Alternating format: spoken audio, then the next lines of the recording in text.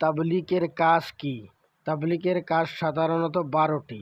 তন্মধ্যে 4টি কাজ বেশি বেশি করা, 4টি কাজ কম করা, 4টি কাজ হইতে বিরত থাকা।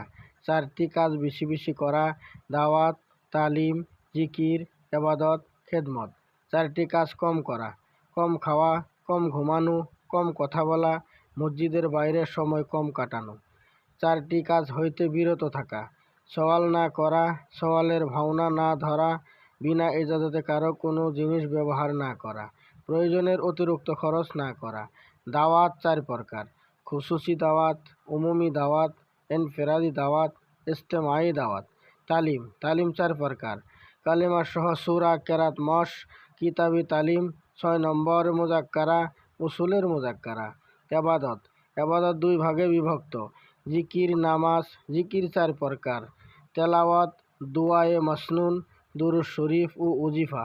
নামাজ 4 প্রকার: সময় মতো ফরজ নামাজ, কাজা নামাজ, সুন্নত ও নফল নামাজ, সালাতুল হাজত। খেদমত 4 প্রকার: আমিরের খেদমত করা, সাথীদের খেদমত করা, দুর্বল ও রোগীদের খেদমত করা, নিজের খেদমত নিজেই করা।